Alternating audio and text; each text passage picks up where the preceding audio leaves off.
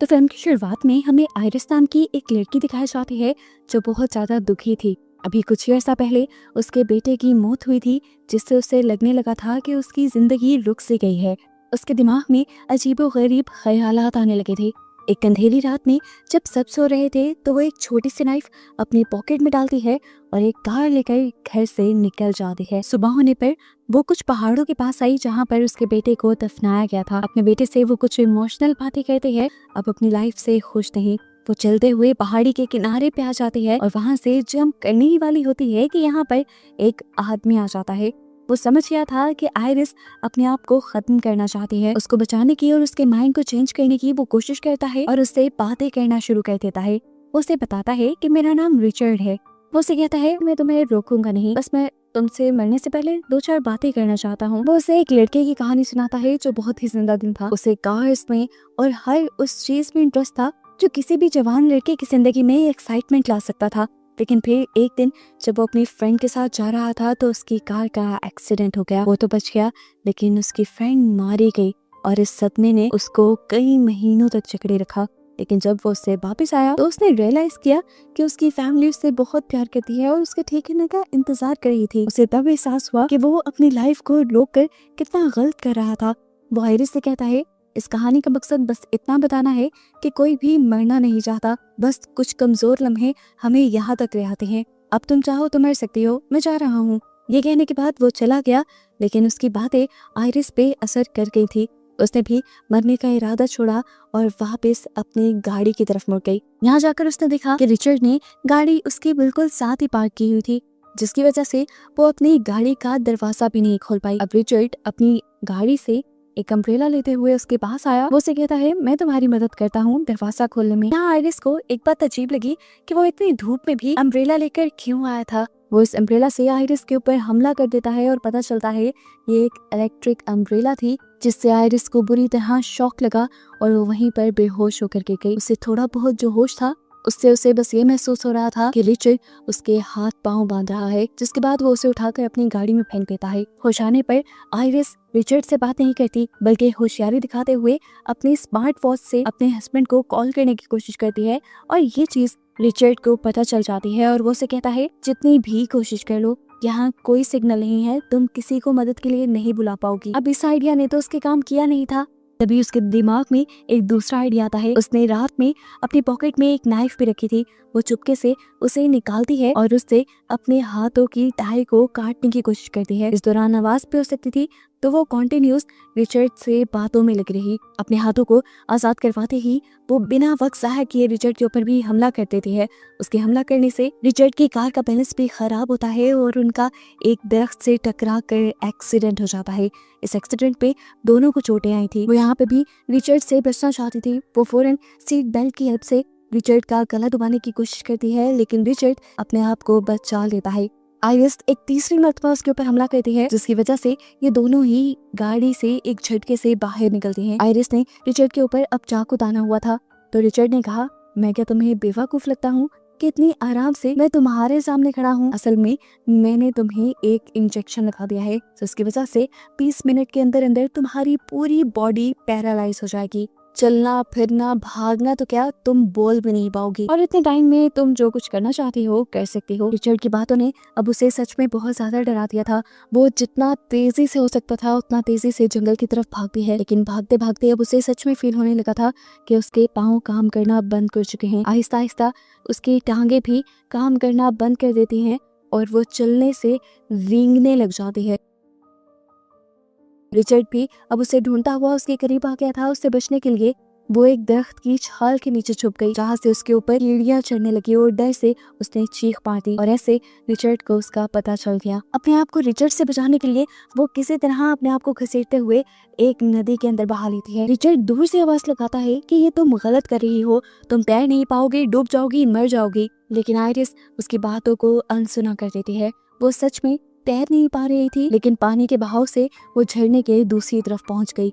यहाँ से किनारा पास था। उसने देखा कि उसके पास सिर्फ 1 मिनट था पूरी बॉडी पैरालाइज होने में। अपनी पूरी ताकत लगाते हुए वो किनारे तक आई। सामने उसे एक फार्म हाउस दिखा, उसने अपनी पूरी कोशिश की उस फार्म हाउस तक पहुंचने की, लेकिन उससे पहले ही वो गिर गई। वो अब ना चल पा रही थी, ना हिल पा रही थी, ना बोल पा रही थी। जो उसके कंट्रोल में था सिर्फ आंख हिलाना। काफी देर यहाँ पड़े रहने के बाद एक बूढ़ा आदमी जो यहाँ इस फार्म हाउस में काम कर रहा था, वो उसे नोटिस कर लेता है। वो उसे पूछता है तुम्हें क्या हुआ, लेकिन आइरिस उसे कोई जवाब नहीं दे पाती। अब ये ओल्ड मैन उससे छोटे छोटे सवाल करता है, जिस तरह क्या तुम मुझे सुन पा रही हो, क्या तुम मुश्किल में हो, क्या तुम्हें मदद चाहिए। आइरिस इन सवालों के जवाब देने के लिए अपनी आंखों का इस्तेमाल करती है।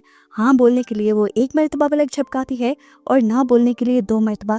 इस तरह उसकी बातें समझते हुए ओल्ड मैन उसकी मदद को तैयार हो जाते हैं और उसे एक ग्रास ट्रॉली में लिटाते हुए अपने घर के अंदर ले आते हैं। अभी वो घर आए ही थे कि अचानक से उनके घर का दरवाजा बजने लगा। आइरिस समझ गई कि बाहर रिचर्ड ही होगा। वो बार बार अपनी आंखें झपकाकर ओल्ड मैन को ये बताने की कोशिश करती है कि मुझे उस आदमी से खतरा है। लकीली ओल्ड मैन ने भी उसकी बात समझ ली और उसे सोफे के पीछे छुपा दिया। जब यहाँ का दरवाजा खुला तो देखा गया कि सच में रिचर्ड ही आया था, जो आते ही एक नया ड्रामा करना शुरू कर देता है। वो रोने लग जाता है इस ओल्ड मैन के सामने और उसे बताता है कि मेरा बेटा मर गया है, जिसकी वजह से मेरी वाइफ सदमे में चली गई है, उसकी बॉडी पैरालाइज हो गई है, मैं उसे ढूंढ नहीं पा रहा, वो कहाँ गई। ओल्ड मैन पहले पहले तो उसकी बातों में नहीं आया और मैंने उसे कहा तुम अपनी वाइफ को कॉल करके देख लो। तो रिचर्ड झूठ बोल देता है कि मेरा फोन तो रास्ते में ही कहीं गिर गया है। उसके झूठे मूठे आंसू देखकर ओल्ड मैन भी कहीं ना कहीं उसकी बातों में आने ही वाला था, लेकिन तभी उसकी पॉकेट से उसका फोन बज गया। ये ओल्ड मैन उसका झूठ पकड़ लेता है। तो अब रिचर्ड भी अपना असली चेहरा ओल्ड मैन को दिखा देता है। ओल्ड मैन से कहता है ठीक है, अगर तुमने मुझे पहचान लिया है तो सच सच बता दो, तुमने आइरिस को देखा है या नहीं। ये ओल्ड मैन उसे भगाने के लिए पुलिस को कॉल करने की धमकी देता है, लेकिन रिचर्ड उसके ऊपर ही हमला कर देता है। लेकिन वो ये नहीं जानता था कि ये ओल्ड मैन उससे कहीं ज्यादा ताकतवर है।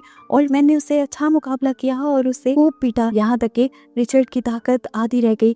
वो रिचर्ड को नीचे गिराते हुए पुलिस को कॉल करने ही वाला था, लेकिन तभी रिचर्ड के हाथ एक चाकू लग गया, जिसे उसने ओल्ड मैन की टांग के अंदर स्टैब कर दिया। दर्द से कराते हुए जैसे ही ओल्ड मैन नीचे गिरा तो रिचर्ड ने उसके पांव से वही चाकू निकालकर उसके पेट में बुरी तरह स्टैब करके घुमा दिया और दर्द से कराता ओल्ड मैन वहीं पर मर गया। आइरिस सोफे के पीछे से अपनी आंखों से ये सब देखती रह गई। जो हुआ था बहुत बुरा हुआ था। ये ओल्ड मैन उसकी वजह से मारा गया था।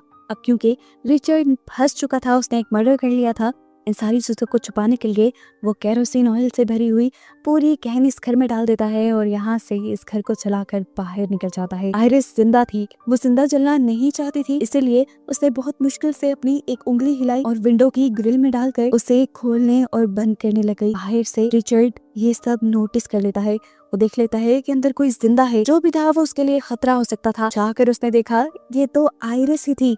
रिचर्ड उसे उठाकर अब एक ट्रक में लाकर बिठा देता है। ये ट्रक उस ओल्ड मैन का ही था।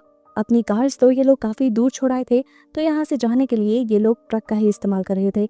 आइरिस खामोश थी, बोल नहीं सकती थी, लेकिन वो सुन सकती थी। रिचर्ड को उसकी बेटी की कॉल आती है जो उसे बताते हैं डैड मैं आपको बहुत ज्यादा मिस कर रही हूँ, इसलिए मैं और मॉम आपके पास आने वाले हैं। रिचर्ड उनसे कहता है नहीं, अभी मेरा काम खत्म नहीं हुआ, अभी तुम लोग मेरे पास नहीं आ सकते। लेकिन अब उसकी बेटी बहुत ज्यादा जिद कर रही थी। वो उसकी बात नहीं मानते और उसे बता देते हैं कि हम तो घर आने वाले हैं। इस चीज से रिचर्ड बहुत ही ज्यादा टेंशन में आ जाता है। इसी टेंशन में उसका एक्सीडेंट भी होते होते रहता है और इससे भी ज्यादा बुरा काम उसके साथ ये होता है कि उसकी गाड़ी में फ्यूल खत्म हो जाता है। फ्यूल डलवाने के लिए वो फ्यूल स्टेशन के पास आता है और आइरिस को एक कैप पहना देता है ताकि सब लोग उसके एक्सप्रेशंस ना देख पाएं। यहाँ पर आइरिस अपने हाथों का पूरा जोर लगा देती है सीट बेल्ट को खोलने में, लेकिन बॉडी के पैरालाइज होने की वजह से उसके हाथ जितने हिल भी पा रहे थे वो भी बहुत बड़ी बात थी। यहीं पर वो एक लड़के को देखती है जिसकी उम्र लगभग उसके बेटे जितनी थी। इसे देखकर वो और भी ज्यादा इमोशनल हो गई। ये बच्चा भी उसे देखकर पहचान लेता है कि शायद वो किसी मुसीबत में है। इससे पहले कि वो आइरिस से कुछ पूछ पाता, उस बच्चे की मॉम उसे आकर यहाँ से ले जाते हैं। ये औरत पहचान की थी कि यहाँ पर आइरिस के साथ कुछ तो गड़बड़ है, इसीलिए उसने पीछे से पुलिस को भी कॉल कर दी और इस गाड़ी का नंबर भी उन्हें बता दिया। वो अब कार को ड्राइव करते हुए वहीं पर लेकर आया था जहाँ पर उसने अपनी कार को पार्क किया हुआ था। वो इस कार को वापस अपने घर की तरफ लेकर जाना चाहता था, लेकिन इससे पहले कि ऐसा करता यहाँ पर पुलिस ऑफिसर आकर उसकी गाड़ी को रोक लेता है और उसे बताता है कि उसकी गाड़ी के बारे में एक कंप्लेन आई है। रिचर्ड बड़ी कॉन्फिडेंस से उसे कहता है नहीं, आपको कोई गलत फहमी हुई है, यहाँ पे सब नॉर्मल है, मैं बस अपनी वाइफ के साथ ट्रिप पर आया हूँ। तो ऑफिसर कहता है ठीक है, क्या मैं आपकी वाइफ से बात कर सकता हूँ। आइरिस की शक्ल देखकर बच्चा भी कह सकता था कि उसके साथ कोई गड़बड़ थी, रिचर्ड ऑफिसर से कहता है कि वो बस ड्रंक है, इसीलिए वो ऐसी हरकतें कर रही है। इनकी बातों के दौरान किसी तरह आयरिस भी विंडो को नीचे करने में कामयाब हो जाती है। ऑफिसर ये देखते हुए उसके पास जाते हैं तो वो अपनी पूरी बॉडी का जोर सिर्फ हल्की आवाज में ये कहने में लगा देती है कि हेल्प मी, और यहाँ पर सारी कहानी पलट जाती है। पुलिस ऑफिसर को वो इंजेक्शन भी उस ट्रक पे मिल जाता है जिससे रिचर्ड आयरिस को पैरालाइज कर रहा था, और ऐसे उसे समझ आ जाती है कि रिचर्ड ने आयरिस को किडनैप किया हुआ था। इससे पहले कि वो उसे रेस्क्यू कर लेता, रिचर्ड को भी समझ आ गया कि गेम सारी पलटने वाली है। इसलिए अपने आप को सेफ रखने के लिए उसने उसी ओल्ड मैन की तरह इस पुलिस वाले को भी मारना बेहतर समझा और एक बड़ी सी लोहे की चीज के जरिए उसके सर के ऊपर वार कर दिया। सिर्फ एक ही हिट ने इस ऑफिसर का सारा काम तमाम कर दिया, वो मर गया। जिसके बाद उसने ऑफिसर को उठाकर उसकी कार में डाला और ये कार जला दी और पहले की तरह ही सारे सबूत मिटा दिए। अब आयरिस बिल्कुल हेल्पलेस हो चुकी थी। मदद की सारी उम्मीदें उसने छोड़ दी थी। जो भी करना था अब उसे खुद करना था। पैरालाइजिंग का इफेक्ट भी अब उसकी बॉडी से कम होता जा रहा था। उसके अंदर बोलने की भी ताकत आ गई थी, इसीलिए वो रिचर्ड से बातें करना शुरू करती है।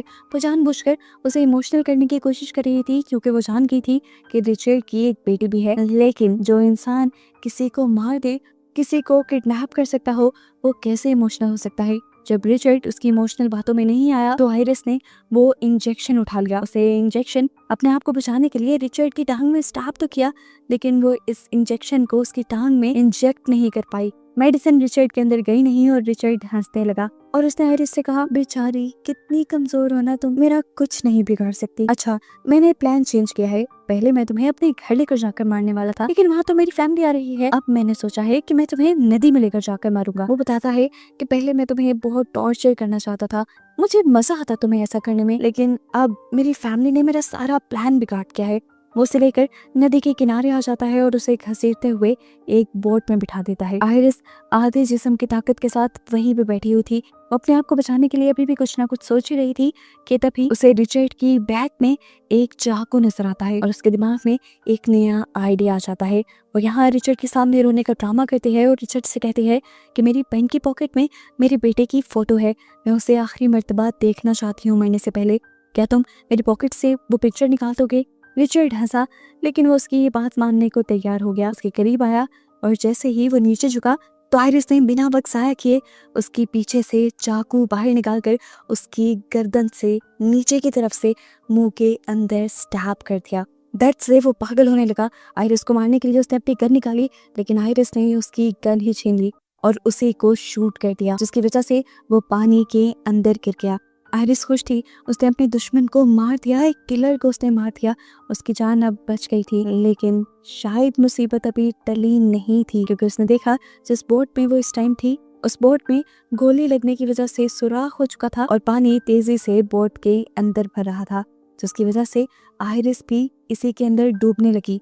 वो हिल नहीं सकती थी, कुछ कर नहीं सकती थी, क्योंकि आधी बॉडी उसकी अभी तक पैरालाइज थी। लेकिन अच्छी बात ये हुई कि बॉडी के पैरालाइज होने की वजह से वो किसी मुर्दा लाश की तरह ऊपर आ गई और कुछ ही देर में उसकी बॉडी जैसे ही नॉर्मल हुई तो वो तैरते हुए किनारे तक पहुंच गई। वो हंसने लगी थी, उसे यकीन नहीं आ रहा था कि उसने अपने आप को एक साइकोपैथ किलर से बचा लिया था। वो खुश थी, यहाँ से जाने ही वाली थी कि उसने देखा कि रिचर्ड भी दूसरे किनारे से बचकर बाहर निकल आया है। वो उसे देखने के लिए उसके पास जाते हैं। वो अभी जिंदा था लेकिन जख्मी था, अपनी आखिरी सांसें ले रहा था। आयरिस चाहती तो पुलिस को बुला सकती थी, लेकिन उसने अपना बदला लेना था।